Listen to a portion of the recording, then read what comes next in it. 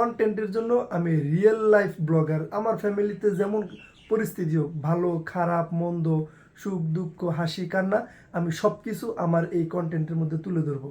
আসসালামু আলাইকুম। আমার রমজানের প্রতিদিন ব্লগের চ্যালেঞ্জের আজকে 8তম দিন। আজকে খুবই মজার একটা ঘটনা ঘটছে। সেটা হইলো আমি আর আমার আম্মার একটু কোমর ব্যথা ছিল।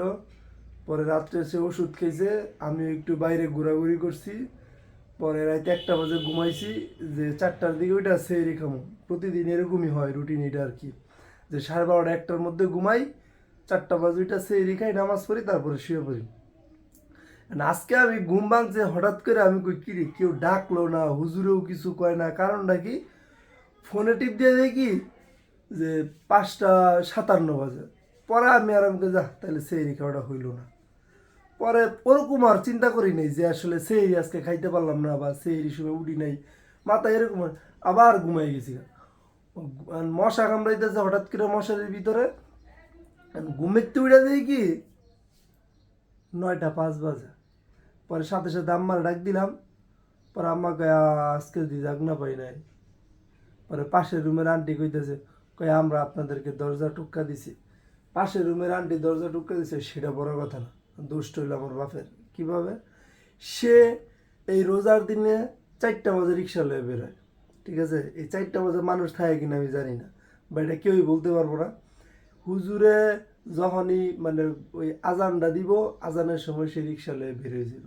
এই সময় রোজা রোজা ছাড়া যদি হইতো তাহলে বোঝা যাইতো যে না রাস্তাঘাটে লোকজন আছে না, হ্যাঁ এই ভালো জানে, কারোর কথা শুনো না, একঘরে মানুষ। ঠিক আছে, যাক্কা, সেই তো আমাদের ডাক দিতে পারতো।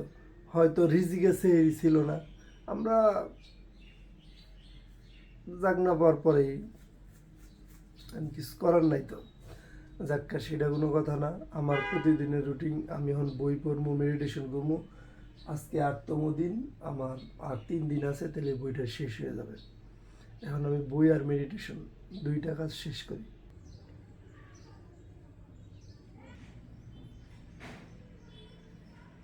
আমার সকালের রুটিন শেষ, মেডিটেশন এবং বই পড়া। আমি আরেকটা কথা বলি, সেটা হইলো আমার মানে ভিতরে খুব ইচ্ছা বা শখ বা মনে জাগছে এরকম, এটার কখনো ফেরত নিব না।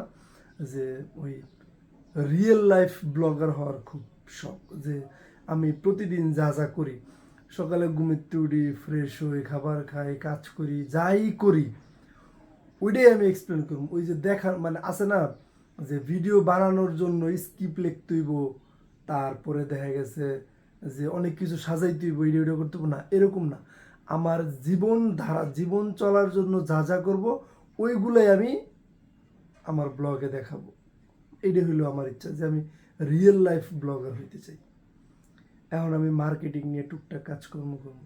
মার্কেটিং নিয়ে কিছু বলি, সেটা হইলো যে বর্তমানে মার্কেটিংয়ের অবস্থা, নতুনদের কেউ কাজ দিতে চায় না।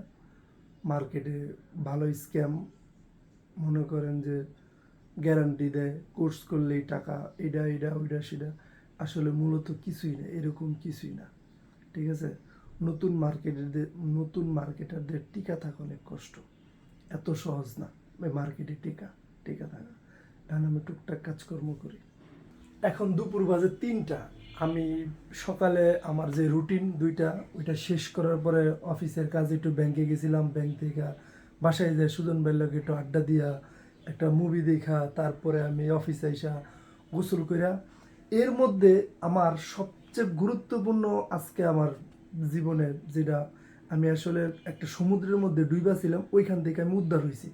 যে আমি আসলে ব্যাপারটা করমুটা কি, আমি ডিজিটাল মার্কেটিং শিখছি। ডিজিটাল মার্কেটিং একটা সমুদ্র, কিন্তু আমি জানতাম না এটা একটা সাইড ওইটা একটা সাইড।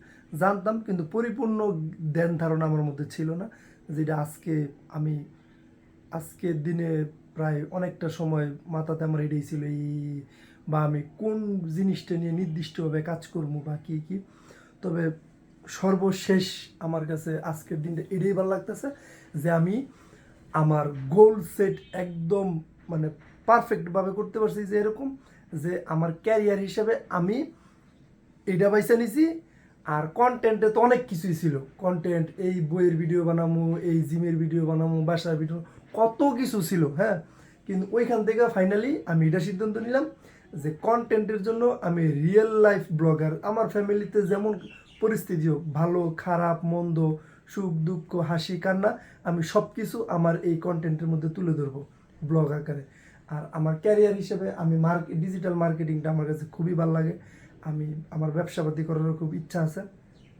তো ওইখান থেকে আমার আসলে ওই social media marketing and server side tracking, social media আমি কোর্স করছিলাম যে Facebook marketing and server side tracking expert, আমি এই কোর্সটা করছি। আমি মোটামুটি মার্কেটিংয়ের পিছনে প্রায় 60,000 টাকা প্লাস খরচ করছি।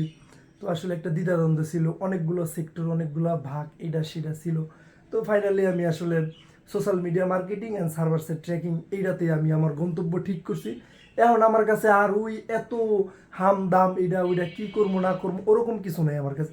আমার কাছে সোজা হিসেব, আমার কাজের জন্য হইলো এই মার্কেটিং আর কন্টেন্ট রিয়েল লাইফ ব্লগ। আমার যা হইব রিয়েল লাইফ, আমার বাপে কি করে, আমার মায় কি করে, আমি কি করি, আমার বোন জামাই আশেপাশে যা আছে আমার সাথে জড়িত, এদের যা রিয়েল কাহিনী আমি সব তুলে ধরবো। এটি হইলো আমার একটা জার্নি। এই জার্নিটা আমি প্রায় অনেক দিন ধরে ভাবতেছি, কিন্তু দিক নির্দেশনার অভাবে আমি এটা করতে পারিনি। কিন্তু এখন আমার কাছে মনে হইলো যে আমি প্রপার এবং পরিপক্ক একটা প্ল্যান পাইছি যে আমি এটাই করবো। এখন আর ওই মাইন্ডটা আসলে ব্রেক হওয়ার কোনো সুযোগ নেই, কী করবো হয়েছে থাকা আজকে কালকে পরশু এরকম কোনো সুযোগ নেই। এখন আমার একদম পুরো পারফেক্ট সেট আপ। এটার জন্য আমি খুব খুশি আজকে। আমাদের আজকের ইফতারটা মোটামুটি খুবই ভালো ছিল। আমরা অফিসে কিছু করি নাই, বসের বাসায় দাওয়াত ছিল, আমরা আজানের পরে যে দাওয়াত নিয়ে আসছি, আইসা বসে বসে অফিসে খাইছি, ভালোই লাগছে। এখন একটা কথা হইলো কি, আজকে 8 রোজা চলে গেল আর 8 দিনই হাই হ্যালো খালি করলাম। এখন কোনো আসলে ওরকম কোনো দিক নির্দেশনা ছিল না। তো পরে কালকে রাত্রে এরকম কিছু মনে হইলো যে মানুষ ভিডিও বানানোর জন্য এইটা করে ওইটা করে, হেন যায় এটা কিনি ওইটা কিনি এরকম। কিন্তু আমার কাছে মনে হইলো যে আমি এরকম কিছু করবো না। আমারটা হইলো রিয়েল লাইফ ব্লগ।